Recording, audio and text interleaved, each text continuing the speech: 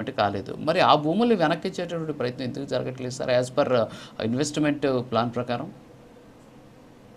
రాజుగారు ఇక్కడ ఒక అంశం.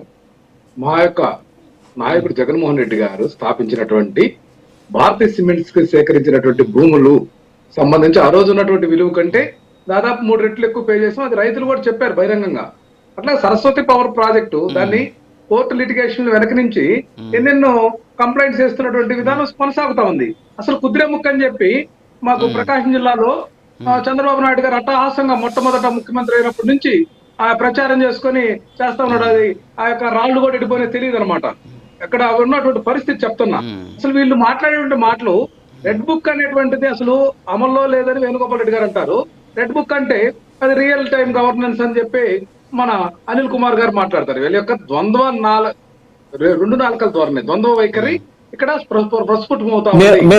రెడ్ బుక్ తప్ప ఇంకొక మాట్లాడరు అనుకుంటాను. మీరు క్లియర్ అండి. ఇక్కడ రెండు విధాలుగా మాట్లాడారు కదా ఈ డిబేట్ లోనే.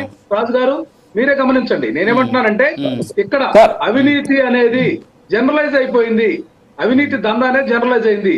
వీళ్ళ యొక్క విధానం ఏంటంటే డీప్ టెక్ అని, రియల్ గవర్నెన్స్ అని ఏం చెప్పేసి ఇటువంటి చాలా ఆహ్లాదకరమైనటువంటి ఆ మనసుకు అంగీకారమైనటువంటి పదాలను తీసుకొచ్చి ఇక్కడ మాట్లాడి వీళ్ళు మాట్లాడేది ఏంటంటే వీళ్ళు తెచ్చే గుడ్ల కంపెనీ, చేపల మార్కెట్, ఇచ్చే దావోస్ యాత్రల పేర్లతోటి సంబంధించిన ప్రయోజనాలన్నిటిని కూడా రాయలసీమ లిఫ్ట్ ఇరిగేషన్ కానించి ప్రతి ఒక్కదాన్ని కూడా తెలంగాణ ఆంధ్రప్రదేశ్ కు వస్తే ఆ యొక్క రాష్ట్రాల కోసం వీళ్ళు ఆ యొక్క రాష్ట్ర ముఖ్యమంత్రి ఏదైతే వీళ్ళ యొక్క శిష్యుడు రేవంత్ రెడ్డి గారి యొక్క ప్రయోజనాల కోసం ఈ రాష్ట్ర ప్రయోజనాలు తాకట్టు పెట్టలేదండి.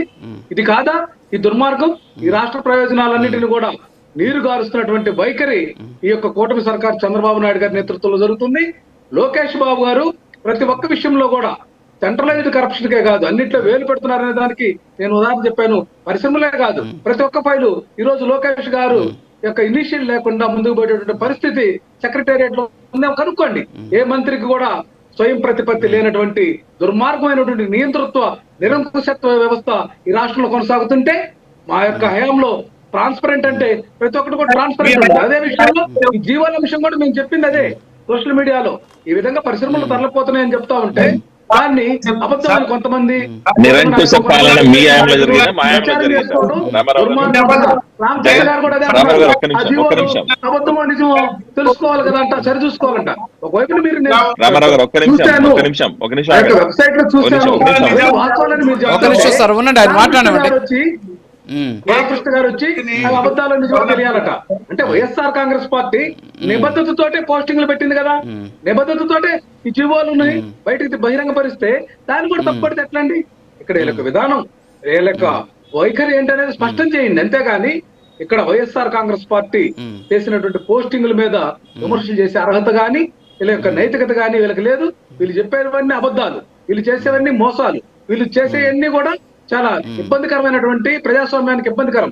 అసలు ఇక్కడ తాడేపల్లిగూడెము ఎమ్మెల్యే బహిరంగ ఒప్పుకున్నారు. అవినీతి చేయకుండా, వసూలు చేయకుండా రాజకీయాలు ఎలా చేయాలని జనసేన పార్టీకి చెందినటువంటి బొలిశెట్టి శ్రీనివాస్ మాట్లాడితే దానికి ఈ రోజు వరకు అతిగతి లేనటువంటి అంశం. మరోవైపున భగవద్గీత గురించి అసలు అది పనికి మాలినటువంటి గ్రంథం అని చెప్పి మాట్లాడినటువంటి బిఆర్ నాయుడు గారి వైఖరి ఏంటి? ఈ విధంగా ఈ పాలనా పరంగా వీళ్ళు అసమర్థులను తీసుకొచ్చి వీళ్ళ చెంచాలను తీసుకొచ్చి ఇక్కడ పనిచేయించి ప్రజలను ఎత్తి రుద్దితే ఖచ్చితంగా ప్రజలు సహించరు. వీళ్ళకి ఖచ్చితంగా బుద్ధి